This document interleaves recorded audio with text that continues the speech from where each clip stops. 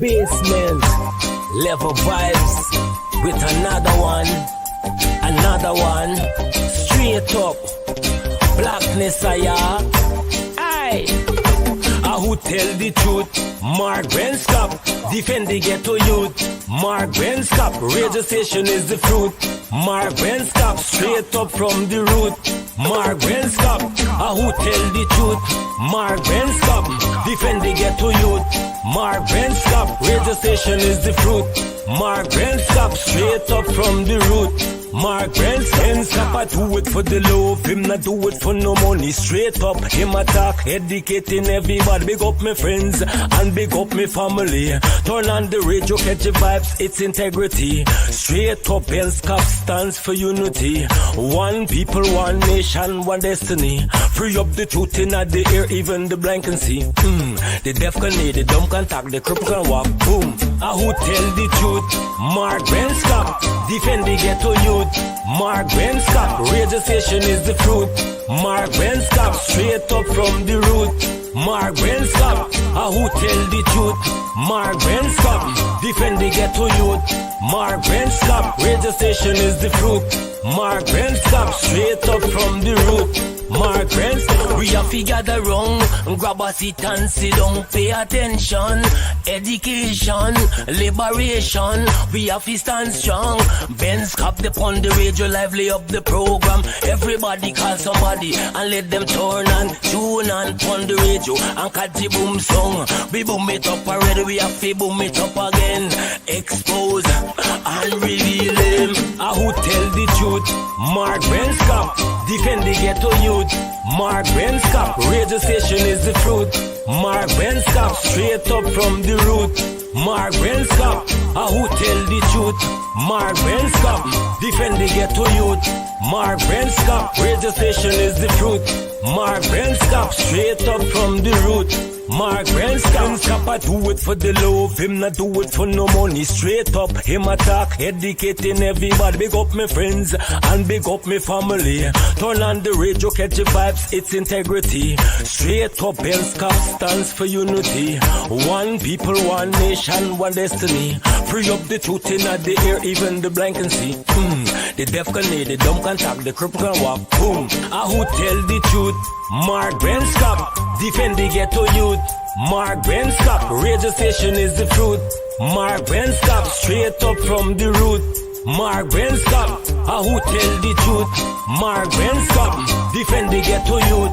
Mark Benskop, radio station is the fruit. Mark Benskop, straight up from the root. Mark Benskop.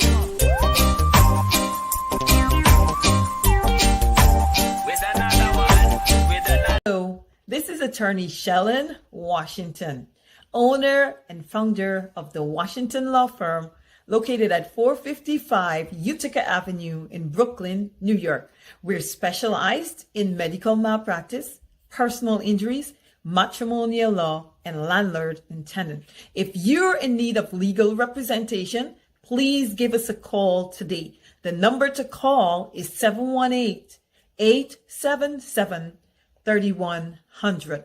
Consultation is free at no cost to you, so call us today to see if we can be of any assistance to your legal needs. Again, the phone number to call us is 718-877-3100.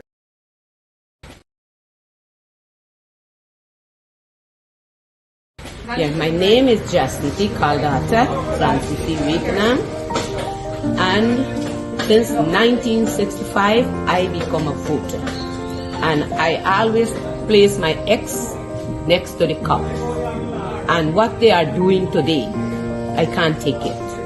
So I have no more vote to give to PPP anymore. I'm not going to vote anymore no more. If they have to lose by one vote, they're losing it by data. I have none.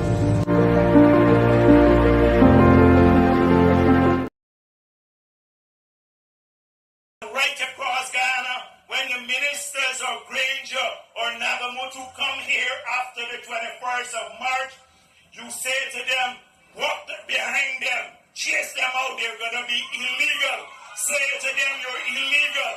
Free up.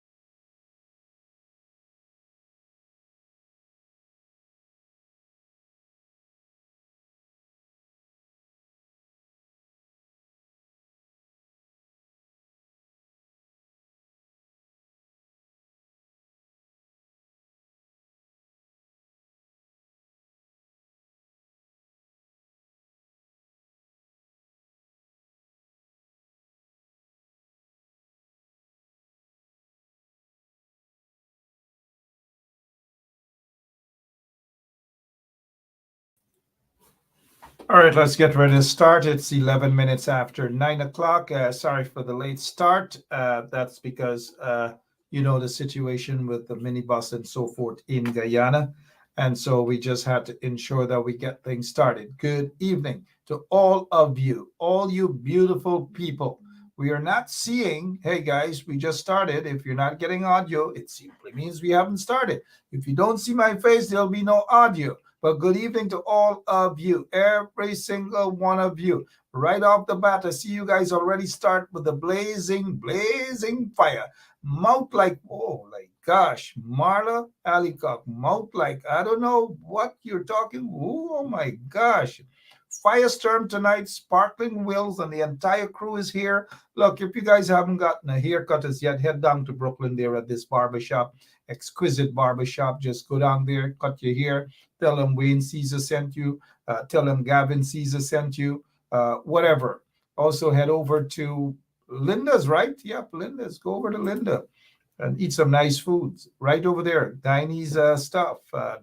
Whatever. Cook up black pudding, white pudding. Oh gosh, I sound really nice talking about it, right? And don't forget Attorney Washington. She's there on Utica Avenue. Stop by her office. We'll do a live program from her office one day. Um, our crew will be down there at the office, maybe this Saturday or the coming Saturday. We'll be back in Brooklyn to do some live programs to promote your businesses. But for now, let's promote this show. My name is Mark Bencha. Welcome to Straight Up. Thank you so much for sharing the link. Let's begin with these guys are in Washington, D.C. You see her there with the crocodile tears, the one that's stooping down there, Onij Waldron. And so they're in Washington, D.C., lying to the people. They are lying to the people. It's all about money for these people. It's not about the country, just about the money. So far, we're not hearing anything, any single thing about these folks who have died. They trumped up 20 murder charges against a little girl. And they have that little girl languishing wherever they have her right now. It's a shame and a disgrace. They have what is called a commission of inquiry, with a set of individuals who are pro-PPP. Major General retired Joe Singh, pro-PPP. Do not be fooled. Pro-PPP. This NTC chairman, National Tushoy chairman, or I think that's what it is, Derek John, pro-PPP. Attorney Dr. Kim Kite Thomas, sympathetic to the PPP. Pro and sympathetic. So what do you guys expect from this here? What exactly do you guys expect from this here? But like Wayne Caesar would see, let me tell you guys this. But let me tell you guys this here, taking Wayne Caesar's style. Let me tell you guys this. Nothing will come out of this. How on earth are you going to have a commission of inquiry and they have a criminal matter that is pending? These people in Guyana, in the PPPC regime, the installed PPPC regime, are backward. They're not concerned about development, as Anil would say, development, or as Irfad Ali would say development. They're not concerned about development. They're just not concerned. Or well, Dan, I see you there. Don Cook, I see you. You see you. I see you. And whose husband? PPP. I don't know. But look, I see that comment there. But good evening to all of you again. This commission of inquiry is a farce. It is a waste of time, waste of taxpayers' monies, and I think you guys have it on there. You guys have it there. Brenda, it doesn't matter, and good evening to you, Miss Casey. If the PPP has lobbyists, it's not time to sit down and talk what the PPP has. The opposition got to go out and get their own people, credible people, canvassing Congress and other places throughout the United States of America. I think I just wash my hands when it comes to sitting and saying what these corrupt clunks in the PPP are doing. It's what the opposition needs to do. If these clunks in the PPP got lobbyists, well, those guys in the coalition, if ever there's still a coalition, they have to have lobbyists as well. Again, if you're now joining in, my name is Mark Benchap, and welcome to Straight Up. Thank you so much for sharing the link. We are going to rock and roll this evening. Hey, guess what? I got some other stuff that I want to tell you guys about. Let me see what's going on. And John comes on like a bad John. Bantu King, good evening. Good evening to all of you. Thank you so much, Brenda Casey. We're sitting and we're watching what the corrupt PPPC is doing. And we complain, oh, they get lobbyists. Oh. The PNC has groups in the US. Groups in the US. Organizations in the US. What are these people doing? They have NAR, then they get NARA, then they get, I don't know, God in heaven knows what they get. If they have a group in the US, an organization in the US with the name NAR, and NAR isn't doing anything to go out there and protest and, I don't know, lobby. You don't have to have money to do these things. All you got to do is to have a head, a brain, competence to do it. But then again, that's another story. All right? Good, because when you objectively call these people out, they get vexed. They say, "Oh, you hate them, and you're lashing at me, and I don't know this. I don't know, man. I can't believe that I'm saying I've been around the block long enough to not allow those things to bother me." Good evening again to all, every single one of you. I can't call your names, and you don't expect me. Some people inbox me and say, "Mark, you haven't called my name." Oh man, y'all give. If Wayne Caesar, who's working the audience today, thank you so much, Wayne. Let Wayne shout y'all out individually, man. But you know we love you guys, right? Good. But we can't call all your names. So look, I want to mention this situation here. I put this post up earlier for a particular reason. And it's time that we start putting on our thinking cap. And we got to stop thinking that because somebody constructively make a point or make a point that is constructive, then some of you, because you support this body or that body, y'all bumps raise, y'all get vexed, and all manner of things. All manner of things. And now let's focus here on what's happening in Guyana. Since 2016, since 2016,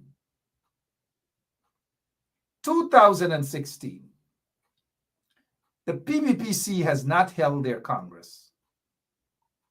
Has not held their Congress. So they have absolutely, 2016 to now, Jack Dale, from 2016, since they've had their last Congress, they were supposed to have it back in 2019. Nothing at all. So when it comes to democracy, these pakus in the PPP, they have absolutely no moral authority to talk about anything at all. Nothing when it comes to that. But here's my concern. As I told an individual this evening, who is 100% pro PNC. Barn PNC, say, and God in heaven knows what else gonna happen. Barn PNC. Barn PNC. That's right. I see some of you guys giving NAR a couple of lashes and so forth. Lash them. Looks like peas on NAR. They're sleeping. They're sleeping in North America. I don't know why they call themselves North America Association or North America, whatever. PNCR groups. You don't see them doing nothing. You don't hear them doing nothing. They don't put up a fight. The only time that you find them busy was when the coalition was in office. And so they parade around with some white diaspora organization and this and nothing really. They've been doing nothing.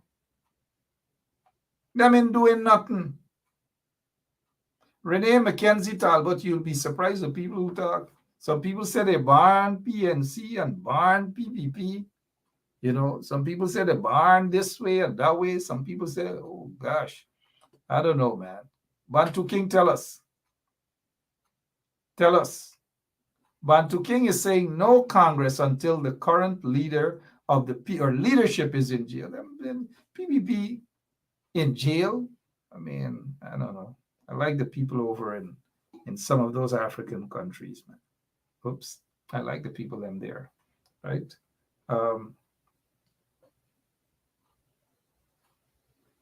Let me see this comment coming from Denise Samuels is saying, and I want you guys to pay careful attention to this statement here. The PPPC had no Congress, but the MPs and NAR want to condemn Mr. Norton to keep Congress. Oh, Father. Here we go with who they look. Let me say this. Forget about the PPPC. The PPPC doesn't believe in democracy. And I'll just make this comment here before we move on. When you fight to get into office on the basis of the Constitution and condemn others for allegedly violating the Constitution, it's simple as this. This is nothing personal against Mr. Aubrey Norton, but it is my view that there is nothing, absolutely nothing preventing the PNC from holding its Congress when it's constitutionally due. Story done. Some people want to bring up Jim Cock, bring Ramgold story. This happened in the past, that happened. And like now what Ms. Samuel is saying, the PPP don't have Congress. It's irrelevant. It is irrelevant. Mr. Aubrey Norton argued that he campaigned that he's going to be a different brand of leader. Fair enough. All people, before they get into office, argue all manner of things. That they're going to respect the Constitution, that they're going to be rule of law, that they're going to go after, they're going to protest, they're going to this body got to go, a bunch of things. Understand it. It's politics, right? There's nothing preventing the PNC from holding its Congress. Absolutely nothing, in my opinion. Nothing out there in public to suggest that. And the rightful thing for Mr. Aubrey Norton to do is to say, look, I'm going to be that different leader. Congress to the PNCR is due in August. I am preparing for the party to hold its Congress when it's constitutionally due. I have campaigned for that, and I will ensure that I stick to my promise. But right now, what we're getting is Congress ain't going to be held anytime soon. Mr. Aubrey Norton has said that 99.9% of the people within the PNC, that's what he said, support him. Well, if that is the case, nothing should stop Mr. Aubrey Norton from holding the Congress now. Simple as that. But then again, it's politics in Guyana, right? And I don't want individuals to come and say, well, this happened, this, and PPP did this, and this body did this, and that body did. I'm just tired of it, man. I'm just tired of it, right? I'm tired of it. So in order to justify one particular situation, we bring in the PPP. Oh, the PPP, because they don't do it. It's justifiable right now, right? All right. I don't know, man. Let me put my hands up if that's the case. We already know that Bantu King and others, Barrett and them don't believe in democracy. They don't believe in their Congress. But this is what Mr. Aubrey Norton campaigned on. And I would like to see Mr. Aubrey Norton as a potential presidential candidate. That's another issue, because in a coalition, you don't know who the presidential candidates are. And when you present yourself early o'clock that you want to be the presidential candidate, it doesn't, some of them gonna cuss you out tonight, Mark. Miss Booker and the box. Some of them Buxton crew gonna cuss me out tonight. I already sensed the book of them. But proper politics says, well, look, in 2025, we don't know who the coalition who that candidate, presidential candidate, is going to be. We just do not know. We just do not know. Whoever Patricia McKenzie is, they say, look, if you see, that's the problem with these folks. She is probably one of them diehard Aubrey Norton supporter, which is nothing is wrong with that. Mark, you don't jump on the bandwagon. Get your facts first. What are the facts, Miss McKenzie? What are the facts? You tell me, what are the facts? You see, that's the problem with some of you guys. You don't like people who think independently. You don't like people who are objective. You want people to always must be talking things that you like because you support an individual. Everybody must shut up and jump on the bandwagon. It's not nice. Miss Adams, it doesn't matter who you vote for. It's okay. If you have a vote within the PNC and you can vote, just go right ahead and vote. Go right ahead and vote. It's okay. Some of you loyalists suddenly know what is objective. Oh, be objective. What exactly is not being objective about? You tell me, guys. What is not being objective? Tell me. I'll sit back and read some of your comments. Tell me what is not being objective. What is not being objective? A lot of y'all, some of y'all don't even vote. Some of y'all ask if y'all have a party card. Y'all don't even have a party card. Some of y'all don't even know when y'all voted. I can tell you when I voted in 2020. I voted. I have a right to my opinion, don't I? I have a right to my opinion. And y'all got to start, some of y'all have to start being objective in every way, shape, and form. You cannot expect change and then not want to change the level of thinking, the mindset, and the bandwagon and who bandwagon is like. Y'all believe everybody got to beat the same drum. And because you don't beat the same drum, somebody don't like somebody and who don't like. I don't play that kind of game, guys. I just do not play that kind of game. Delon Kuru, how are you doing? How are you doing? Delon Kuru is, what is it? The boxer. Mr. Kuru, thank you so much for representing our country. Thank you so much. See, sometimes, let me say this to Ras, Ricardo. Let me say this to Mr. Ras, Ricardo. Sometimes we got to stop for a moment and talk amongst ourselves. We have to be able to express ourselves. We can't just want to push things under the rug and go on to other issues that you like or others like, or of course there are other issues, but we must address certain issues, because when we push things under the rug, it comes back to haunt us. It comes back to bite us. You see, a lot of you guys right now, during the coalition time, none of y'all wanted to listen. Y'all didn't want to hear nothing. Some of y'all used to cuss and say, Bencha, bitter, this body bitter, and this body bitter, and this body, because y'all never wanted to listen. If y'all, some of y'all, mind you, not all, used to take the time to listen, then the people would have been able to go out in their numbers and vote in the last elections, in their numbers, and able to stop to correct our own leaders and say, hey, it's not being disrespectful. You don't see me being disrespectful.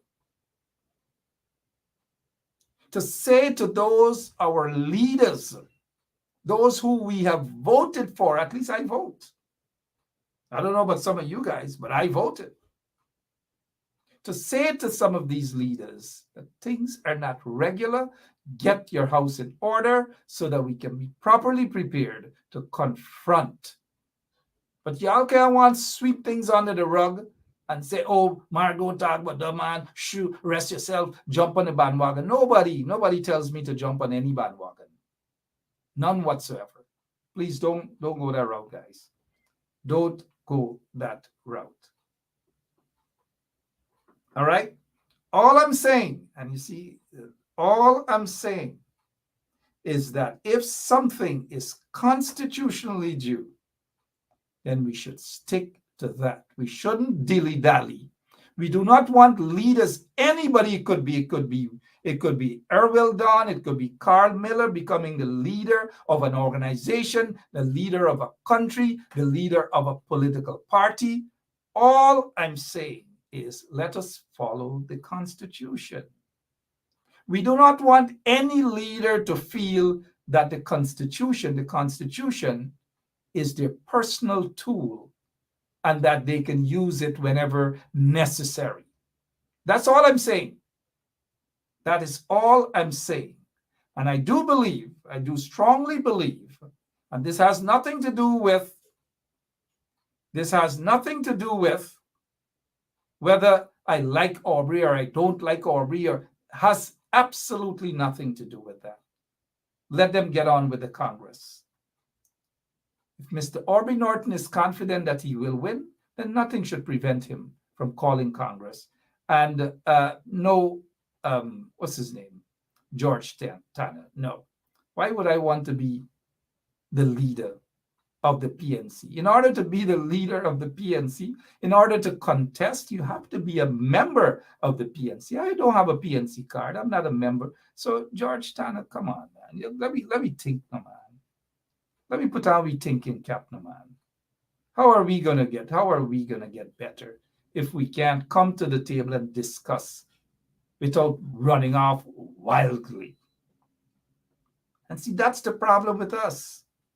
We don't listen. We just want to hear what we want to hear, and certain things that we don't like, it might be objective, we gone off and wild horse. That's why we get enemies, because we get too emotional over issues. This is not anything hatred or hateful against Mr. Aubrey Norton. Absolutely not. Absolutely not. And some of you guys who are 100% pro Aubrey, which is nothing wrong.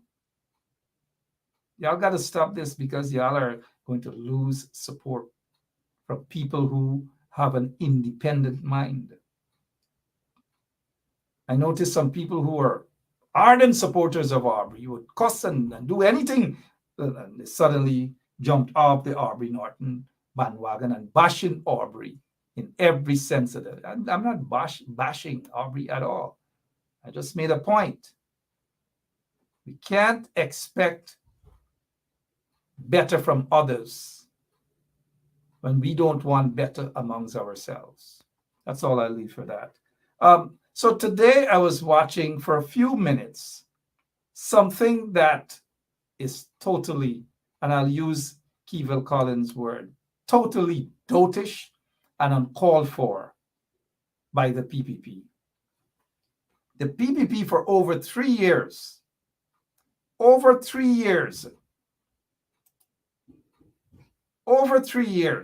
have been persecuting people, left, right, and center. They have been persecuting people. And these people, Mr. Lewinfield, Mr. Mingo, and Miss Roxanne Myers, are being persecuted by the PPPC regime. I repeat, there are others also who are being persecuted by the PPPC regime. Every single day, we're not hearing anybody fighting for these people, you know. The picture about fighting for these people is not for them individually. It's for the entire support base of the coalition. These three persons are being persecuted. But yet, Jack Dale and Irfan and all these people could sit with some people from the international arena, all because those people are concerned, they're more concerned about making a dollar in Guyana than justice, fighting for justice. But then again, I can understand that. You don't expect those who don't look like us or live there to, for the most part, to care about us. But what about those who are supposed to be representing us? What form of representation are we seeing? When was the last time anybody mentioned about these individuals being persecuted? We can't sit down and say, let the court deal with it.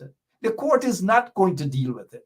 The court basically will continue. They will join, for the most part, mind you, they will join with the PPP and persecute citizens as they have been doing. As they have been doing. Now, I want to get back to this particular issue with these individuals being persecuted. But I was made to understand that tomorrow there will be a peaceful gathering at the office of the president from 9 o'clock, where citizens, concerned citizens, will express their views, how they feel about being discriminated, about being persecuted, and so forth. All are invited. I'm told all are invited to be there, including the MPs, include all of the MPs to be there to let the world know that things aren't regular in the country. So while these guys are outside of Guyana, giving the impression that all is well, and if you notice that they took along Todd with them, they dragged Todd with them, they dragged Onesh with them, they dragged Jerry Govaya with them, and so forth. They have Sam Hines with them. They want to give this impression that, this Todd doesn't have any say, Onesh Waldron doesn't have any say, Sam Hines is another puppet. But you see how they're playing the game, right? To give that impression. Meanwhile, back in Guyana, they are persecuting mainly persons of African descent and persons who do not support the PPPC regime. The PPPC is a terrorist party. They are a racist bunch. The Irfan Ali, the Barrett Jagdeo, and them. Now let's get to this here. And I just wish there was an active. I want you guys to see my facial expression, especially some of you guys who bumps race quick, and y'all get vexed quick, and y'all emotions, and oh man, this and jumping bandwagon, and who's bandwagon, and hey, some of y'all are easy, you know, but I still love you guys.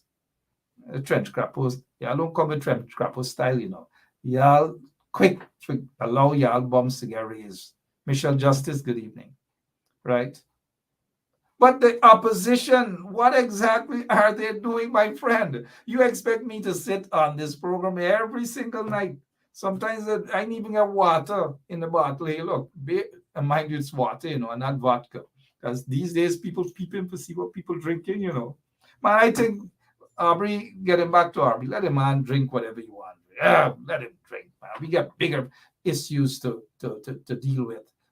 Except, of course, I want Mr. Norton to get the Congress held as soon as possible, adhere to the Constitution. That's all. But if the man want to drink a little vodka, it's no big deal. But get him back to the situation. Getting back to what's happening in the country right now. It's like a big fraud. And our operator just got in touch with Miss Shella in Washington, attorney at law. And I wanted to show something before she got on, but our operator, thank you so much, Lemon, beat me to it. So let's welcome attorney at law, Shellon Washington. Good evening to you, Miss Washington, and welcome to Straight Up. Good evening, Mark, and thank you for having me. Good evening to everyone out there, all the listeners. Good night. Pleasant good evening to you all. Yeah, thank you so much for for coming on. Like for having me. You were on my show. I was on your show. Um, what is happening? I just mentioned the fact that over 3 years, and they cannot bring this case up at all, Miss Washington. Every time these people go to court, they got to go back home. The prosecutor ain't ready yet, and all sort of excuses. Yet they had what is called, in my opinion, a farce of a commission of inquiry. But yet the so-called criminal matter is being put off all the time, which is an injustice against these people. You are the lawyer on this show. Talk about what's happening as we look at the procrastination on the part of the prosecutors. Well, my opinion or my belief and my suspicion is that, contrary to the false opinion of the special attorney or special counsel, whatever it is they call him, these matters are not being dealt expeditiously, and these matters does not have sufficient evidence to move forward in the manner that they're claiming. Based on information I have, there's supposed to be about 90 witnesses who supposedly have information and are going to testify. If that is the case, then I see no reason why the prosecution would be hesitant in moving forward in an expeditious manner to prosecute this case. Based on what I've seen with the way the prosecutor is back and forth, significant delays in prosecuting this matter, I believe that there's no evidence or not sufficient evidence, contrary to the false picture that they're painting to the public, the false light that they're painting these people in the public's eyes. I don't believe that there's sufficient evidence. Otherwise, Guyana is a really corrupt country. If they did have evidence, they would have moved swiftly to prosecute and convict these individuals. And I think it's because they don't have that evidence, because they lack validity of the charges that they're attempting to prove before the magistrate. Because my understanding, it's a hybrid. They're doing this. It was a hybrid proceeding, and some of them they decided to just try it before the magistrate. I don't think any of them would warrant a preliminary inquiry. I think all of these proceedings are being done in a summary manner. I think there's a lack of evidence, lack of credible witnesses, lack of everything that they would need to secure any type of conviction. And I think they're wasting the people of Guyana money in attempting to prosecute the wrong things, instead of going and focus on the real criminals that they have sitting there in parliament, the real criminals that they have stealing the money from the people of Guyana, the real criminals who are committing fraud every day and lying to the people of Guyana. Those are the people who need to be indicted, not just brought before the court on summary proceeding, but they need to be brought on proceedings for preliminary inquiry to be indicted to stand trial in the high court in Guyana. I think this is a mockery mark. I don't believe there's sufficient of anything. And this is why we've been delaying for so many years. They're embarrassed to tell the people of Guyana the truth of the matter is that they do not have sufficient evidence. And I think they're going to delay and delay and delay until people are going to forget about these cases. That's what they hope. It's not going to happen. That is why we need to keep reminding the public about these things. We need to be talking about these things in an international arena. We just don't need to just whenever it pops up occasionally. Every single day we should be talking about this, not occasionally. And that is why the PPP feels comfortable doing what they are doing to people, persecuting people. It is unfair, and it's time those who are in the opposition speak out, and in an aggressive manner. They need to be speaking out more on these sort of issues. Oh gosh, Miss Washington, still on the same issue. They concluded a commission of inquiry to suit their agenda on the 2020 elections. The PPP spent hundreds of millions of taxpayers' monies for a waste of time commission of inquiry into the 2020 elections, but yet 3+ years after, and they cannot handle the matter with Mr. Lowenfield, Ms. Roxanne Myers, and Mr. Mingo and others. What is your take on the PPP rushing to have a commission of inquiry into the 2020 elections and nothing at all with these cases? I think the commissioner of it, whenever a commissioner of inquiry is impaneled in Guyana, I think it's a farce. I think it's a way to overshadow the real issue, or to bring to light the real truth of the matter, because the people who are appointed in those as commissioners on those commission of inquiry are usually people associated with PPP, and we know what the result is likely to be than not. A lot of the times they've already predetermined what the findings are going to be and what they're going to conclude in those reports. So I think the commission of inquiry is a waste of money, it's a waste of time, and it's a way for the PPP to compensate their own people, provide a job, provide money in somebody's pocket, versus getting to the bottom of what the truth of the matter is. Those commission inquiry are not concerned about the truth. They're not concerned about conducting proper investigation, asking questions of the right people. What they do is a lopsided investigation where all of the questions are going to go towards PPP stronghold. So anybody who supports PPP, that's who they're going to question. They're never going to question people on the opposition side. They're never going to question impartial witness, because they're not concerned about getting to the bottom of the situation or getting to the truth.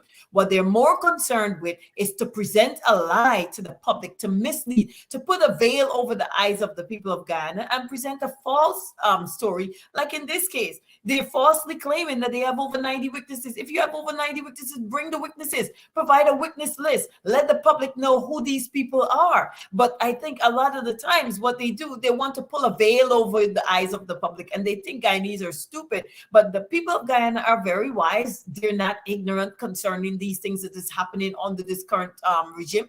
They're very knowledgeable, and the PPP, they're going to be exposed day in, day in and day out. And as we come on this show and we continue to do what we do, the PPP will be exposed that they're not getting to the bottom of anything with a false commission of inquiry. They're not inquiring into anything, and the people are already aware of this, because what they're just doing is, again, they're providing a job opportunity to their people, to the PPP supporters, and they're just looking for a way to take and waste money, the public's money, the people of Guyana money.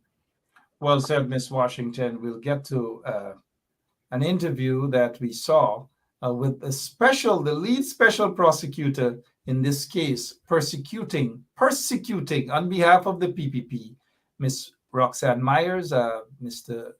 Lowenfield, and Mr. Mingo.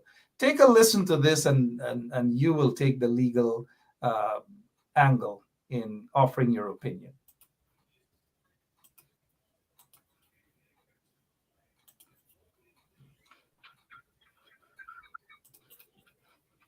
You so much for joining us. Thank you, Mr. Gill. I'm glad to be here. Yes. So let's talk about some of the cases that are currently before the courts in relation to the March 2, 2020 general and regional elections, some election-related cases. Can you give us a backdrop as it relates to where these cases came from and what these cases are about? Thank you for that. It's important that I put context to it as you're asking me. As we all know, and you would have seen quite a lot of things played out during the March elections of the 2020 general and regional elections. And you would have seen, as I saw when I was sitting in Grenada, much of the activities played out on social media as well. And following the declaration, the DPP's office, the police department, I think, conducted investigations. They were private criminals. Let me ask you this, Miss Washington. He was not in Guyana. He saw all these things being played out. You check how he started here, right? What picture you think he's painting there? I think in most I shouldn't say civilized, but in most democratic and developed countries, when there's a situation like this, as you could recall, we had a similar situation with the Trump campaign, and what was said on television is general knowledge, but anything that was being investigated or it wasn't there's no proof of it yet. No one conclusively spoke on those things. And this person, he's supposed to be a special prosecutor. And what he's essentially doing is creating an image to already paint a false image to the public of what you should know or what you should expect from this situation. Because he's already saying you saw what played out. What played out? The public didn't see anything played out on social media, except we saw what the PPP did. If that's what he's referencing, the illegality of the PPP's conduct during the 2020 election, then I agree with him. But if he's referencing the conduct of any of those three persons that were wrongfully charged and dragged before the courts in Guyana to harass them, to mistreat them, or to pressure them into bowing to the powers of the PPP, then I would say he is wrong. He is already creating that, putting the settings, he's setting the tone to tell the public these people did something wrong, which is not true. If you saw what played out on social media, you, the people of Guyana, saw what played out, and you saw the rowdy PPP crowd. You saw how disgruntled the PPP were. You saw a bunch of thugs just doing what was illegal and what was terroristic attitude, terroristic conduct in Guyana, things that shouldn't have been condoned. And the real people that should have been dragged before the court are not there. So I think his conduct is wrong. As a special prosecutor, your job is to bring justice, to get to the bottom of the truth, not to wrongfully convict anybody, not to paint a false light to the public about anyone either. So I hope he understands the responsibility that he has, because it doesn't seem that way from what he's saying. Certainly start off propaganda, spreading propaganda. Indeed, it's not fair at all what he has done there. And this guy is supposed to be a king's counsel now, because it changed from a queen's counsel to a king's counsel, somewhat like a senior counsel. But he spent some time in Grenada. Let me just say for the record and let the public know that when I was wrongfully persecuted, trumped up treason charges against me, he was one of the first set of prosecutors in my treason case, so-called treason case. It was himself, Anil Nandalal, and Sanjeev Dattadin. So he knows a lot about individuals, innocent people being persecuted. But let's continue for another minute to hear what he has to say from his propaganda. Criminal charges laid sometime around September or October of 2020, if you can recall. And the DPP's office intervened and withdrew those charges and laid a number of charges against 9 persons, including Mr. Lowenfield and Mr. Mingo. And those 27 charges which were laid in a staggered way. And because they were laid incrementally, because the investigation was a huge investigation involving, presently we have nearly 90 witnesses. Wow. And so the investigation was a huge investigation, and so charges were being laid as the evidence unfolded for the police to gather and collect. And so those charges came before the chief magistrate. Some were transferred to Magistrate Isaacs, and 2 of them were transferred to Magistrate Daly initially. This took place around between October and December of 2020. I was not involved in the matter at that time. Mm-hmm. There were a number of other prosecutors involved in the matter, many of whom are still in the matter, and I lead them. And so the prosecutors were between court dealing with the initial steps of these charges. I believe there were about 9 charges or just over that before Magistrate Isaac. Balanced majority of the... All right, let's pause there for a moment. Miss Washington, makes sense from what this guy, who's supposed to be a king's counsel, he spoke about right after August 2nd, these folks were charged. They were rounded up like cattle, and they were charged, and they're being persecuted over 3 years now. And they're not the only ones. Over 3 years now, these people are being persecuted by the PPP regime. But yet this guy who's the senior prosecutor, over to you, please, Miss Washington. Makes sense, legal sense. You know, he's saying something that is very telling that the public should pay attention to. He said there were a number of prosecutors, and some of them are still there. Now, you listening in the public, you try to make sense of what he's saying. There were a number of prosecutors prosecuting this matter. You ask yourself the question, why was there a need for numerous prosecutors to be working on this matter? And in addition, most importantly, why is he there to prosecute in this matter, which according to him, it's supposed to be very simple. They said there are 90 witnesses. So if there are 90 witnesses, 127 is 27 charges or 127. I think he said 27 or 29, something like that. 27 charges.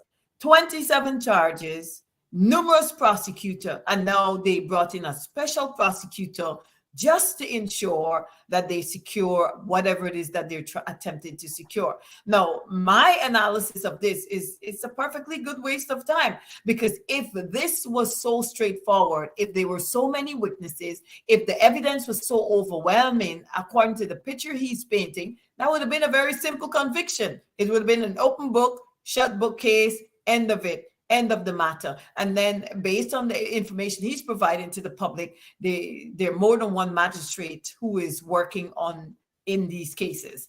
I think at least 3 magistrates he mentioned. These cases were assigned to 27 cases, 3 magistrates. 3 years later, no conviction. According to him, the evidence is overwhelming. 90 witnesses. Why is it we're still waiting? Only God knows. My take is there's insufficient evidence. This is why they need him. They need somebody with a second independent eye to take a look at the evidence, because whatever evidence they have, it does not add up. It makes no sense. And they need somebody who knows how to lie very well and knows how to concoct a good story, to fabricate something and put it before the magistrate, because obviously they're failing. They're failing. All of these prosecutors they've had so far, they're failing. And the public need to understand that when somebody is charged, you know who prosecutes these cases up to the PI level? It's usually the police prosecutor. So you make sense of this. If this case was so simple, the government of Guyana wouldn't need to spend so much money. All they would have done is assign these cases to the police prosecutors, who are, by the way, or who's supposed to be trained to prosecute these matters. And once they secure that conviction, then, or they could have done the entire case before the magistrate based on what he's saying, because it was hybrid, but they choose to prosecute the entire case before the magistrate. So if this was very simple, there was no need for him. There was no need for other prosecutor except the police prosecutor. But you look at the facts and you see they've gone several steps higher in bringing in a special prosecutor. Why? Because the prosecutor that we have in Guyana are probably incompetent, or they're just too fair. They just want to do what's right. So they had to bring the chief liar, not the chief liar, but the chief prosecutor, who is supposed to be a special prosecutor to secure some sort of, I don't know what they intend to secure here, but I think the evidence is lacking, and this is why they need him. Otherwise, this would have been an open book, shut book case, quickly over with. It's basically to spend money, waste money on the boys. I'm sure from August of 2020, that they have spent, the corrupt PVP regime has already spent hundreds of millions of taxpayers' monies trying to persecute these individuals. But what this guy is doing as a prosecutor / persecutor, because these people are being persecuted, is he's selling the propaganda to the general public by sitting here and talking. What if the defense lawyers for these people go out there talking? Then they're gonna hear from the DPP to say that this is sub judice, right? Why is he allowed to spread propaganda? This guy, why is he allowed to spread this propaganda about the case? You see, that's the thing. If these cases were being tried in the high court in Guyana with a jury, with judge and jury, what he's doing is essentially, tainting the minds of the public. So there would have been no way possible for these cases to be tried before a jury, because a jury has to be they have to be uninfluenced by any type of information regarding a case. And he's supposed to be a special prosecutor, so he's supposed to know that there are ethical rules and there are ethical implications with him going to the public and painting this type of story to the public. He's essentially convicting these people before there's even a trial. And if it were a case where it was, juries were going to be selected to determine the fate of these individuals, this would have been a really, really bad situation, because then, it probably would have worked out to some extent good for the victim, for the accused people, because their attorney could have asked for a mistrial, because there was no way you could find a juror whose mind wouldn't be tainted by what he's going publicly and saying as the prosecutor. And my understanding, in any criminal case where a prosecutor is prosecuted, you're not supposed to get into the specific and give all the details regarding the case. You're supposed to give general information. Tell the people that you're working on the case, it's going to be prosecuted, you have evidence, you're going to present the evidence before the judge, and this matter is going to be tried in an expeditious manner, or whatever manner it is. But you don't go telling the public all this detail. But I don't see anything that he has, because where's the witness list? Tell us that you presented a witness list to the defense attorney. Tell us you presented all the evidence that you have in your possession already to the defense attorney, so we will know what stage of the proceeding you're really at. But I think this, like Mark has already said, is just a way to perpetuate propaganda, to paint the minds of the public to believe that there's something that it's just really not there. It's not there at all. This is a farce. This is propaganda. And this is allowed on national communications network that taxpayers are funding. Propaganda for the PPP, and shame and disgrace. Let's continue for another minute to hear what he has to say. But before that, the credit union, the Guyana Public Service Credit Union, had their matter before a judge today. And the judge ruled that the committee must meet and agree on arrangements for holding of the SGM, that's the special general meeting, and return to him on the 21st of September. Hopefully this time around, the PPP will stop attempting to manipulate and to buy some of those members in the Guyana Public Service Credit Union. So we'll talk more about that maybe tomorrow. But let's head back to this guy spreading his propaganda and trying to persecute Mr. Lewinfield, Miss Roxanne Myers, Mr. Mingo, and also others who were wrongfully charged after the 2020 general and regional elections. Balance was before Chief Magistrate. And because these charges were indictable summary charges, in the sense a hybrid charge, the first thing that happens in the magistrate's court is to determine how these charges are going to be tried. The fundamental underlying charge was conspiracy to defraud an elections. Okay. And so even before I stepped into the matter, and I came in around March, April of 2021, even before I came into the matter, each of these magistrates had to determine how these matters were going to be tried. And the question was, do we try them summarily? In other words, the magistrate herself try the matter and make a determination as to guilt or innocence, or do they conduct a preliminary inquiry and find whether or not there's a prima facie case? And if there's a prima facie case, then there's a committal to stand trial in the High Court, and you're tried by a jury. Yes? And so both sides, I think the defense team, by and large, in each of these matters, there were a number of lawyers, there are a number of lawyers involved in defending these defendants. All of them made requests for the matters to be dealt with by way of a preliminary inquiry and to be sent to the High Court if there was a committal. Ms. Washington, you heard him there about the defense lawyers and so forth, and they're arguing, quite rightful, to have the matter be heard in the magistrate's court through a preliminary hearing inquiry, and let all the evidence be placed here. But the PPP and the DPP, same thing. They do not want that. They want the High Court to deal with all of the matters. This guy, I'm told, and some others, the special prosecutors, are being paid 70 million Guyana dollars per case. $70 million Guyana dollars. No wonder why he's probably, that's what we're hearing, $70 million. This explains why he's doing what he's doing. But go right ahead, Miss Washington.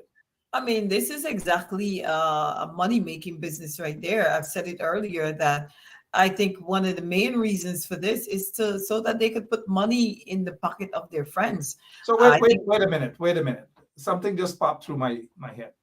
So this may explain why they're prolonging this case to persecute these people, because the longer they take to get these cases out of the way, the more money they're making. Continue, ma'am. Sorry. Exactly. I mean, that is absolutely correct, because there's no, I mean, if I heard correct though, Mark, did he say the accused, their attorneys decided to send it to the high court, agreed to have it sent to the high court if No, their attorneys, according to him, argued that the matters not be sent to the high court, but instead be heard through the magistrate's court by way of a preliminary inquiry. In a summary proceeding. It's two separate proceeding, I think I heard him saying. Because first of all, it could be tried, he said it's hybrid, so which means it could be tried summarily, or alternatively. One second, Miss Washington, please. By and large, in each of these matters, there are a number of lawyers involved in defending these defendants. All of them made requests for the matters to be dealt with by way of a preliminary inquiry and to be sent to the high court if there was a committal to be tried by a jury. Of course, Go ahead. Yeah. Okay, so yeah, I was right. So he's saying it was the defense attorneys who elected to have the matter done by way of PI, and then if they're committed, sent to the high court. I think the reason why the defense attorney would decide that is they don't trust the magistrate. Because if you go the other route and have it done summarily, you're putting your whole future in the hands of one person, the magistrate. But if you have it sent to the high court, then you could have a jury. You could have it, if it's a serious indictable offense, then you could have the opportunity to have a jury of your peers selected. And those are the people who are going to make a finding on the fact, and the judge make a finding on the law. So, I mean, I think the defense counsel would have made a smart decision there anyway for their client's protection to have it sent to the high court if they're committed on the magistrate level. So that would have been a smart move. But then again, it will bring me back to the other point I made earlier. If this is going to go before a jury, this is bad publicity for those accused persons and what he's doing there.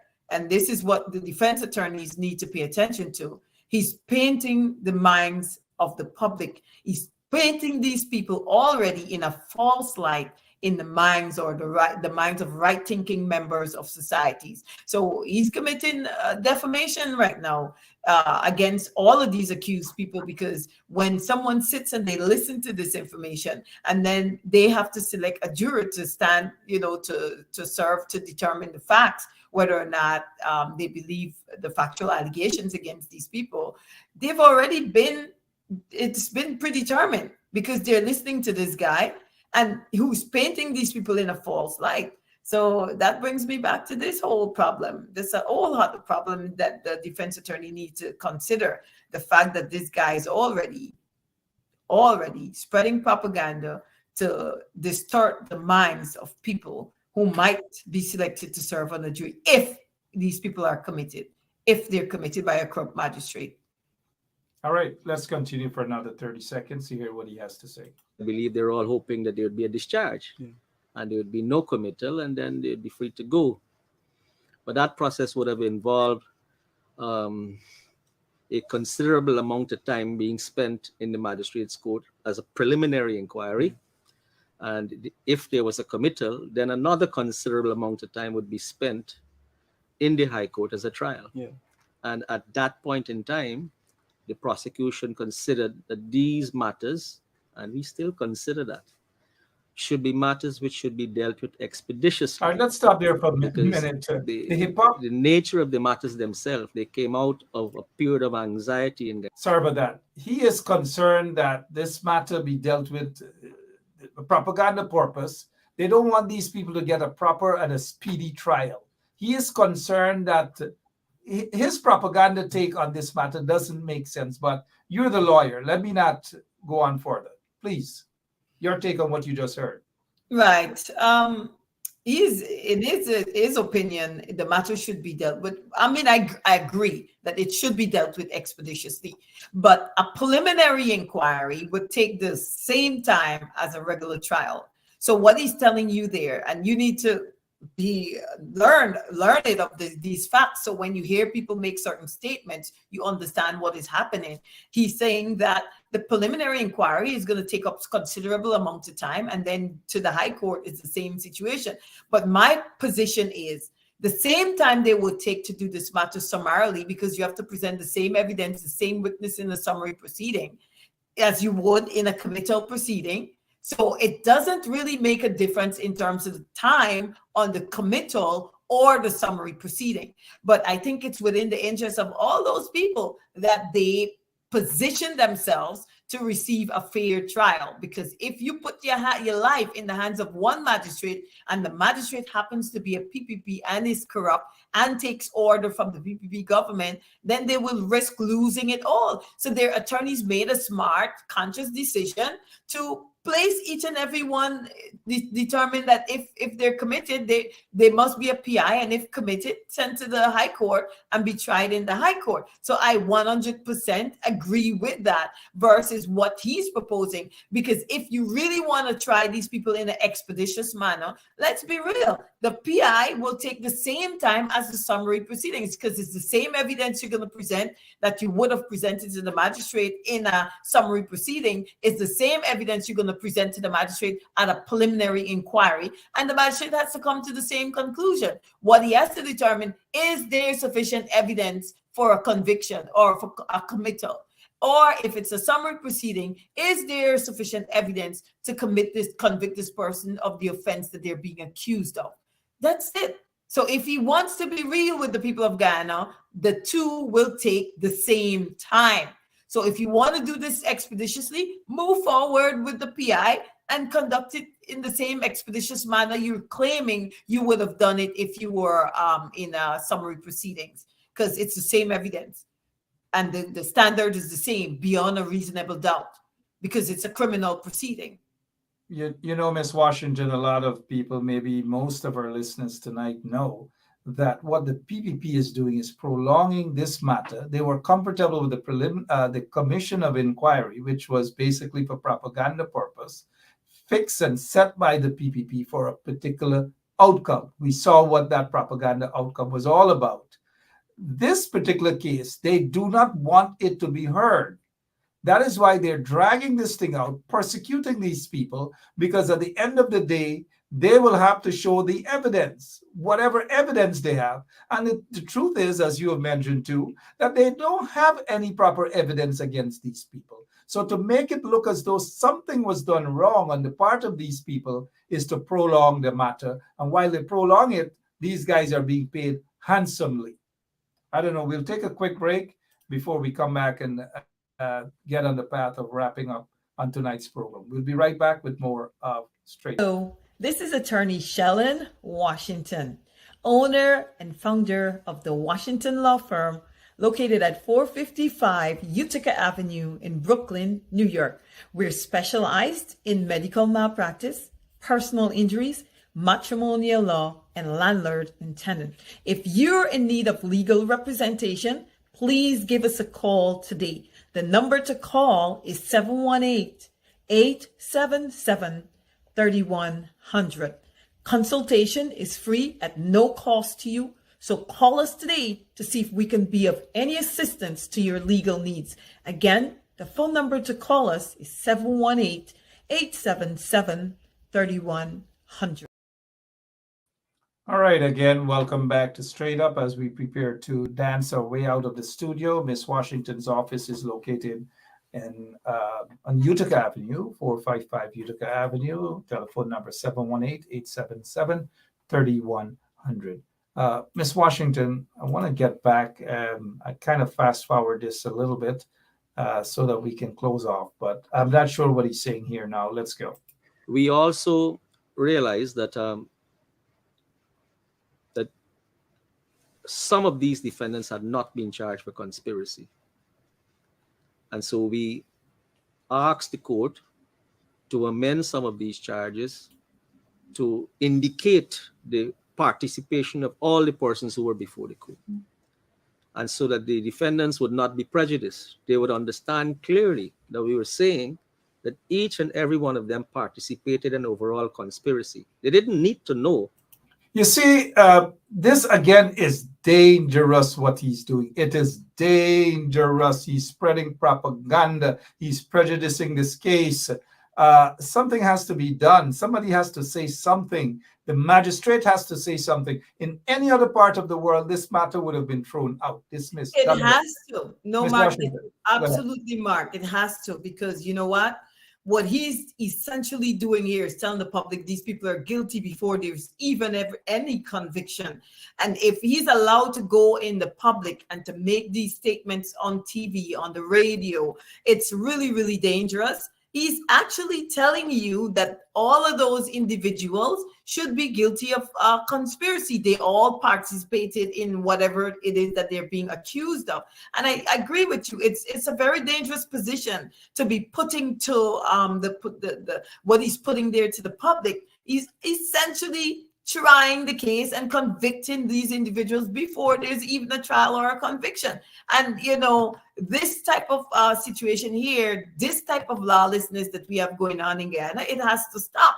And the public need to have a public outcry that this case should be thrown out. There should be a mistrial, because how could you have a fair trial when the special prosecutor is going out there telling the public that everyone, all the persons who were accused, how many persons that they rounded up and charged, they should all be charged, because we're telling the magistrate that they all participated together in the conspiracy. So I think it's really a dangerous place to be in and to be putting these people in.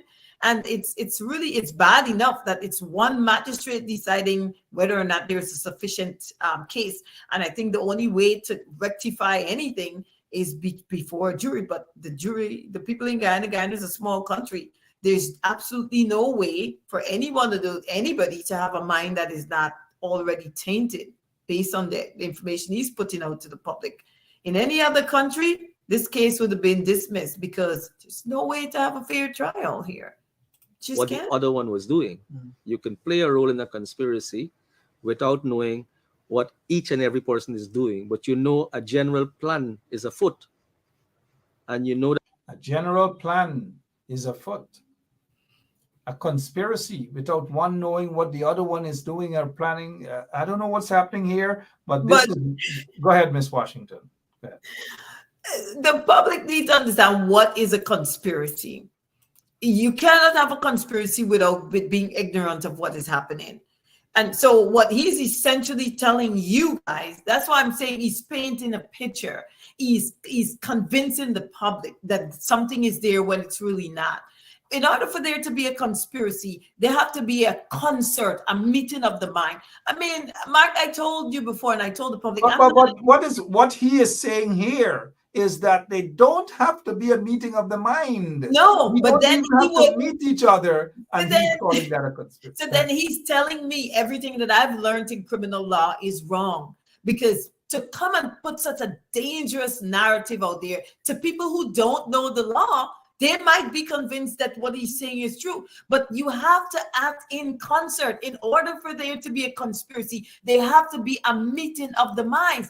I mean, any person who knows the most basic criminal law will tell you, you cannot have a conspiracy without the meeting of the mind. That's the most important element of any conspiracy. If there's no meeting of the mind, there's no conspiracy. So how can you charge someone with something that they didn't agree to? They didn't participate in the plan and execution of something. It's not even possible. So to come and put this is a dangerous position he's putting out there to the people of Guyana. And the people who don't know any better might think this is true, but this is false. And he's putting, I don't know, you said this man is a Queen's Counsel, but I don't know which country is a Queen's Counsel. It cannot be in Guyana. He was in Grenada.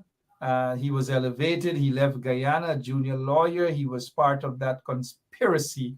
He was part of a conspiracy with Anil Nandalal, Sanjeev Dattadin, and the PPP to persecute me in the High Court on a trumped-up treason trial. Then he didn't last long on that matter. He rushed away to Grenada or somewhere, and he pretended to be a big boy, so they give him the title of Queen's Counsel. Probably now King's Counsel. He's back in Guyana. He can't argue case properly. But look, we need to. This is serious matter, though. Let's wrap up with this here. That others are acting and playing their little roles, and that's the theory of the prosecution case. So we sought an amendment before the chief in March of 2022 to amend some of the charges, 9 charges, to reflect that the particulars of the conspiracy embraced each and every one of the defendants who were before the courts. There weren't new charges, and the chief would eventually agree and grant those amendments. Yes. You notice, Ms. Washington, maybe we should continue this another. He is basically marketing himself and saying that the chief magistrate will hopefully agree. No, he said he will agree and amend these charges. You see, the type of thing he's doing here, this is why our legal system probably needs to be revamped. The laws, the rules need to be changed, and we need to make it where it's more independent, because if he has that type of influence over the chief magistrate, the first problem I have here is there's statutory period within which you can lay a charge. He's saying they're not new charges, but the conspiracy portion, it is new because it wasn't there before. So you cannot come after the period expire to lay a charge. Summary charges have a statutory period. If you don't bring those charges within those statutory period, you cannot bring it at all. So I'm not sure where he's going with this, but if any of the defense counsel should raise that issue of the statutory period, because it is new. And secondly, he's essentially telling the chief magistrate how to do his job. So this is a precarious situation. And then he's telling you, the public, the people of Guyana, essentially, he doesn't have anything. Because if he's telling you that the people are acting in concert when essentially he's saying they didn't have to know what was happening, but they just know that there was a plan to do something. People of Guyana, please pay attention that the PPP is bringing people into your country to rob you of your wealth, take your money, pay a special counsel who essentially doesn't really know what he's doing, but he's giving you, the people who don't know the law, the impression that he knows what he's doing. He does not. If you want to charge somebody with conspiracy, there must be a meeting of the minds of all the participants.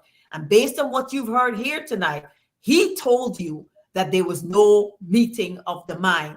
Therefore, you cannot amend any charge to include conspiracy when you don't even have facts or evidence to show that the parties acted in concert. There was a meeting of the mind. So I don't know what is going on here in Guyana, but be careful, people, and be vigilant that this is a sham. This is a sham prosecution that's happening here. He has told you openly on TV that there's no conspiracy, but he wants those individuals to be charged, each and every one of them to be charged with conspiracy. And then we turn to the consolidation application. We saw, and we had pressed the court to hear both applications together because we saw that this was going to be. Miss Washington, this guy is selling his case. He's arguing his case in public. Why can't the defense counsel, the lawyers, have the same opportunity to argue the contrary in public? This guy is violating the rules in terms of sub judice. You see, we don't really have much rules in terms of the code of conduct, because this guy is coming from Grenada. First of all, Guyana has its own jurisprudence that has evolved over the year. It's based off of British jurisprudence, but then we have our own independent jurisprudence that has evolved over time. So I'm not sure what happens in Grenada, right? But in Guyana, because these are these criminal cases that are being, if a party, if there's a chance that you're going to be indicted for a criminal offense, and there's a chance that the jury is going to be impaneled so that your case could be tried before a judge and a jury, you cannot have somebody clowning around with people's liberty, going and painting a picture to the public to tarnish the minds of any independent juror who could possibly serve as a juror on the case. Therefore, if this man is allowed to do this, then defense counsel should be allowed to go in defense of their clients in public, and let the public understand that these people were not involved in any form of conspiracy, and to show the public what the law says about a conspiracy. What is a conspiracy? Why their clients should not be charged with a conspiracy, and why the charges should not be amended. So if he's allowed to do this, they should be allowed to go try their case in public also, because this is wrong. It's prejudicial to a fair hearing, a fair trial. Very prejudicial. This case has already been prejudiced. Therefore, the defense attorney should be allowed to make an application to have this case dismissed, throw it out, because this guy's making a mockery of our judicial system. He should go back to Grenada. You guys should send him packing, because whatever they do in Grenada, we don't do it in Guyana. We don't prejudice a defendant before the person's even tried. He's prejudicing the case by coming and telling you they're guilty already before they're even tried. He's telling the magistrate how to do his job. He's confident that the chief magistrate is going to allow him to amend his charge. And this was today. I hope that the lawyers for the defendants will issue a statement. I also hope that the individuals in the coalition who are part, what is it they call shadow minister, Roysdale Ford is shadow minister of legal affairs, can issue a statement about this situation. And also you have Ms. Geeta Chandan, who is also shadow minister for home affairs and so forth and so on. But this is wrong. This is absolutely wrong. And nobody in their right mind in the opposition should sit down and allow this to happen. I'm just tempted to go through one more piece that another 30 seconds, but he is from Guyana.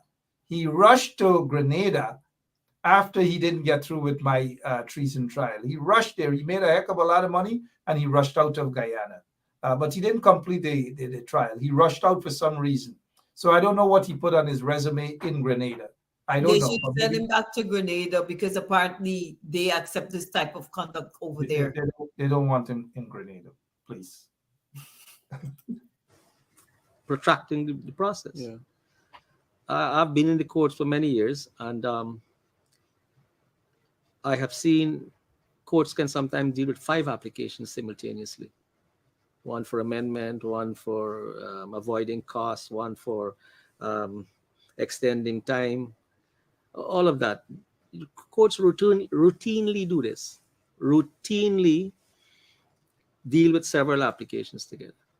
And I don't know what reason, what was the reason why the court didn't want to deal with 2 applications. Or I'll put it this way.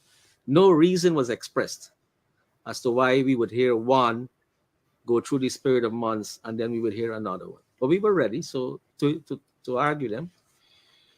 So when we got to the consolidation application, there were several adjournments to January 2023, and then the chief magistrate retired.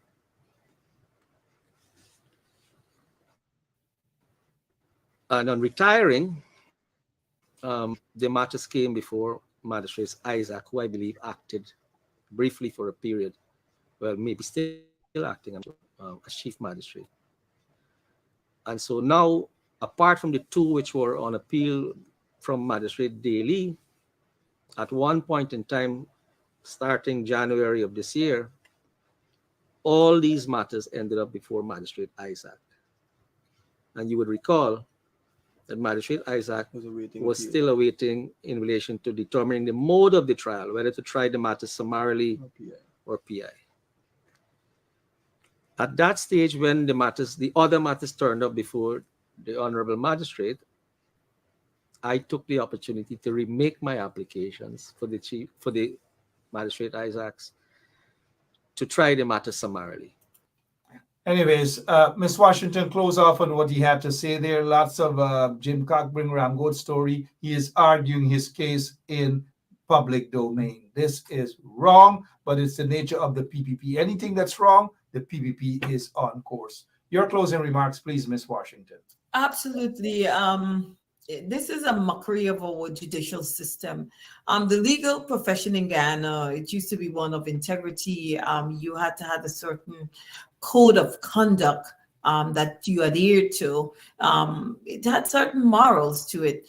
But looking at this special counsel speaking in public and essentially trying his case to the public and essentially attempting to secure conviction of those persons before they're really placed before a magistrate and tried, it just reminds me of how corrupt our system is. The system is a mockery. I don't think the system is fair when you bring a special counsel who doesn't adhere to rules, who doesn't adhere to laws, and he's essentially attempting to try and convict his own case to the public.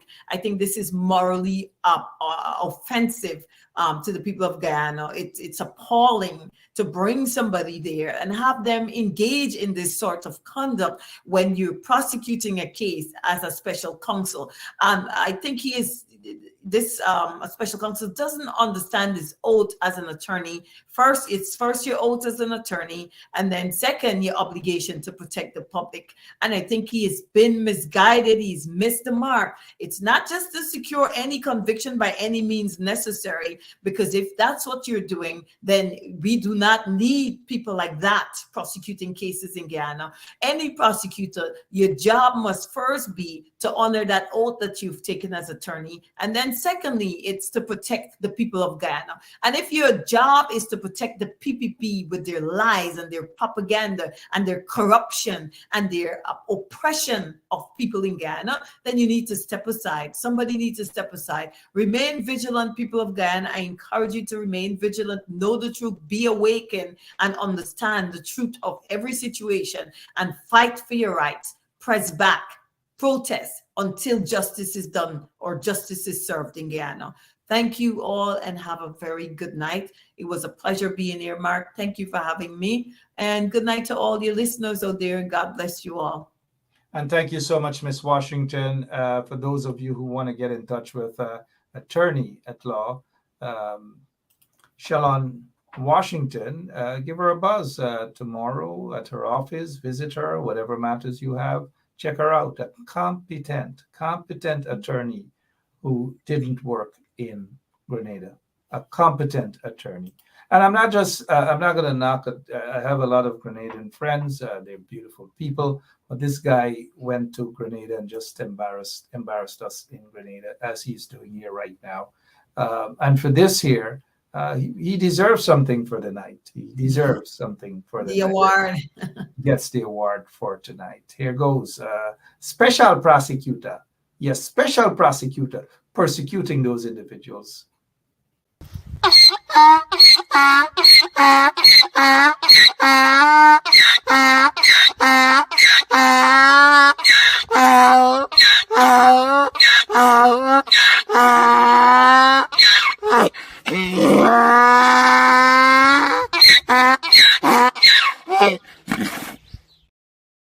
Washington, thank you so much. He got the award. We're not finished in terms of breaking down what he has said. Miss Washington will be back hopefully sometime soon. But on Saturday, she has her program, 4 o'clock in the afternoon. Ensure that you watch The Law and You with Shalon Washington. Miss Washington, again, thank you so much. God bless. You're welcome. Good night. Yep. And to all of our listeners as well, tomorrow, 9 o'clock in the morning, we're told that in front of Office of the President, a group of concerned Guyanese will be having a peaceful standing up ceremony, So at 9 o'clock in the morning, we'd like to see some of the MPs there as well. I think Wayne sees busy. It's a busy season for Wayne, but we'll try to see if Wayne is going to be on so we can see what's happening there. And then once the PNCR once they have their press conference, hopefully the leader of the opposition will be at that press conference. I'm not sure. But once the leader of the opposition is there, we will carry that press conference live right here on 107.1 FM. Also at 2 o'clock, Tanti as Aubrey Norton puts it, Roseanne will have her press conference at 2 o'clock. And that's the press conference, word or whatever it is, and all of the lies, we will carry it right here, ball by ball commentary on 107.1 FM to expose the lies of Barrett Jack there. But for now, hey, guess what? Thank you guys, all of you, every single one of you. Thank you all so much for this evening. Sometimes we got to agree to disagree, right? We're all one big family. We're all good friends. But let us agree to disagree. Sometimes some of we bombs raise, some of we get emotional, some of we this, some of you want to jump on somebody bandwagon, all manner of things. But hey, such is life. There's no animosity. I love you guys. We all can't love Belanje, but oops, wrong term. Kwame probably jumped when he heard that. But we all can love Kokop, we all can love dal and rice, we all can love mitai and so forth. But if your neighbor like mitai, just still respect your neighbor's choice. I love you guys. Until tomorrow, same place, same time, right here on 107.1 FM. Lincoln Lewis will be the guest tomorrow evening. Lincoln Lewis and Wayne Caesar should have some time to be back with us as well. So we're out of here. Bye-bye. See you later, all of you. God bless you. So this is attorney Shellen Washington, owner and founder of the Washington Law Firm, located at 455 Utica Avenue in Brooklyn, New York. We're specialized in medical malpractice, personal injuries, matrimonial law, and landlord and tenant. If you're in need of legal representation, please give us a call today. The number to call is 718-877-3100. Consultation is free at no cost to you. So call us today to see if we can be of any assistance to your legal needs. Again, the phone number to call us is 718-877-3100. And you're confident that you're going to deliver credible and fair elections? Of course. Only one way I know, and that is the correct way.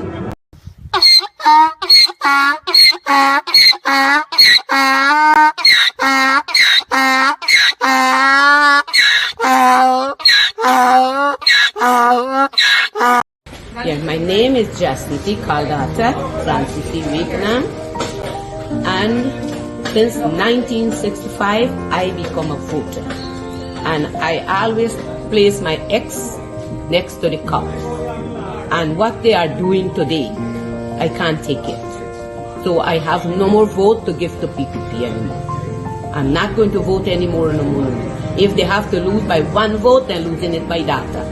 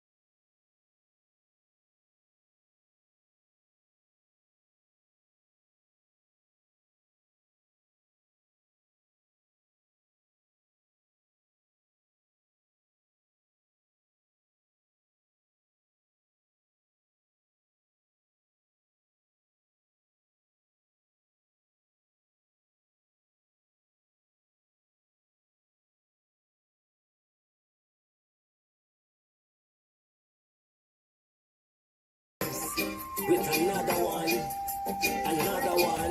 straight up, blackness I am. Aye. Who tell the truth? Mark Ben stop, defend the ghetto youth. Mark Ben stop, registration is the fruit. Mark Ben stop, straight up from the root. Mark Ben stop, who tell the truth? Mark Ben stop, defend the ghetto youth. Mark Ben stop, registration is the fruit. Mark Ben stop, straight up from the root. Mark Benz I do it for the love, him not do it for no money. Straight up, him attack, educating everybody. Big up my friends and big up my family. Turn on the radio, catch the vibes, it's integrity. Straight up, NSCAP stands for unity. One people, one nation, one destiny. Free up the truth in the air, even the blind can see. The deaf can hear, the dumb can talk, the cripple can walk. I who tell the truth, Mark Benz defend the ghetto youth, Mark Benz registration is the truth, Mark Benz straight up from the root.